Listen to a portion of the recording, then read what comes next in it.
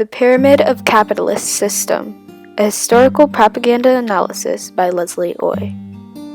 The Pyramid of Capitalist System was an American cartoon published in 1911. This graphic, circulated by the industrial worker, was used to criticize American capitalism and its social and economic effects. Before looking closer at the cartoon, let's get a better understanding of what is happening at this time. During this time in American history, the economic system used was market capitalism.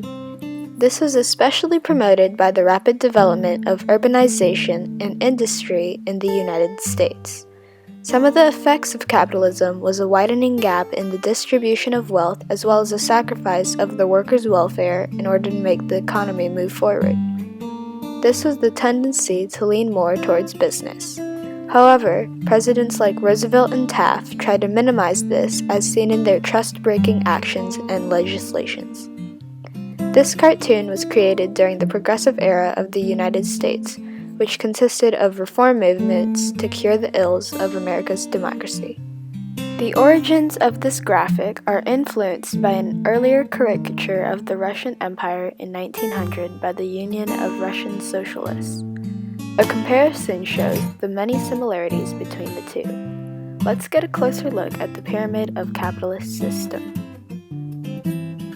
One of the first notable things in this graphic is the division of levels. These levels are used to show the social strata by class and economic inequality supposedly caused by capitalism. There are 5 different levels of this pyramid. At the bottom, there are the workers, followed by the upper and middle class, then the military, clergy, and at the top, government officials and country leaders. Above all of these levels is a sack of money, which represents capitalism. Let's get a deeper understanding of each of these levels. The bottom level of this pyramid are the workers. This is indicated by the phrases, "We work for all," and "We feed all." The workers are holding the pyramid up, indicating that the system relies on them and their labor. If the workers were to withdraw from the system, the whole pyramid would fall apart. And as seen by their faces and hunched over backs, the workers are oppressed by the dangers they face and burdens they carry in their everyday lives. There is also a child worker that has fell over, which represents the dangerous situations the workers are in. Some of the workers are also looking upwards towards the money at the top of the pyramid, indicating how they strive to go up the social and economic ladder, but the higher levels will never let this happen.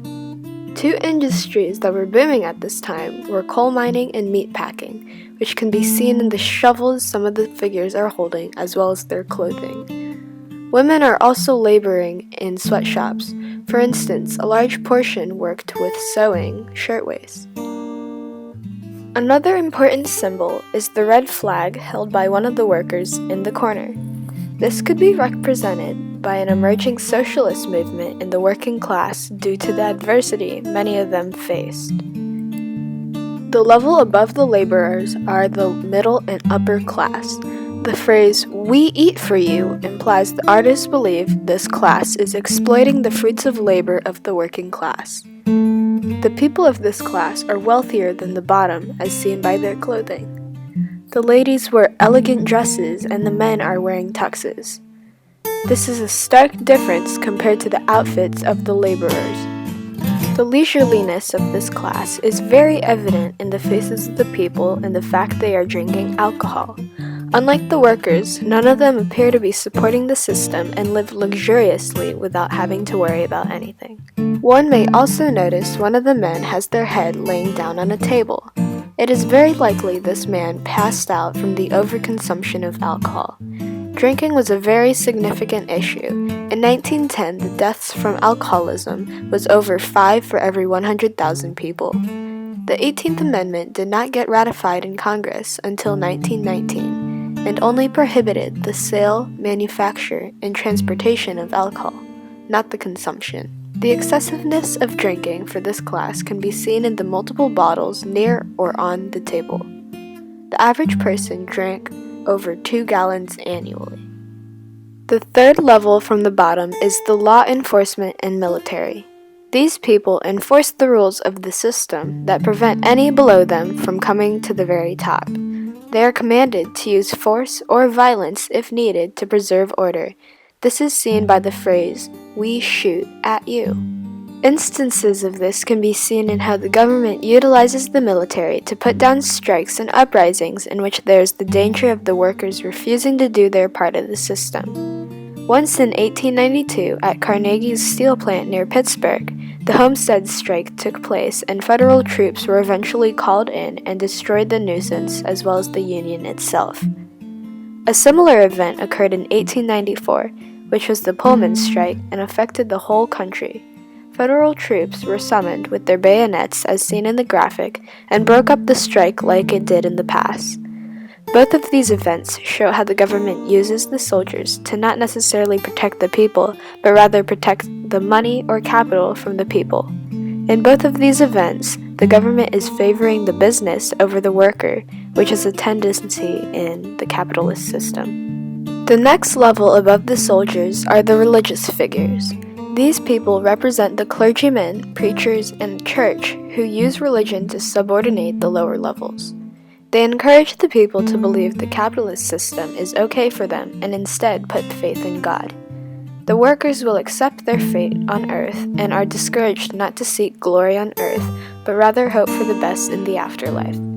By the workers accepting their status, the church has fooled them of the realities of capitalism. Above the religious leaders are who we would consider the elite. These people wield the most power as conveyed by the phrase, "We rule you," and the king-like attire of the man in the middle.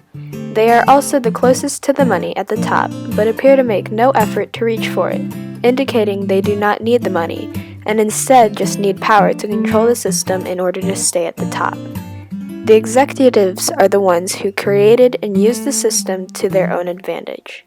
These people stand straight to show they are signs of principal authority. At the very top is a sack of money which is used to represent capitalism itself. Money is circulated through the system, and this graphic implies it keeps the rich richer and the poor poorer. The people set up the system this way so there would be an incentive to work and allow the system to function. If everyone was comfortable with their status, then work would be discouraged, but the lingering possibility of getting money through working hard allows the system to continue.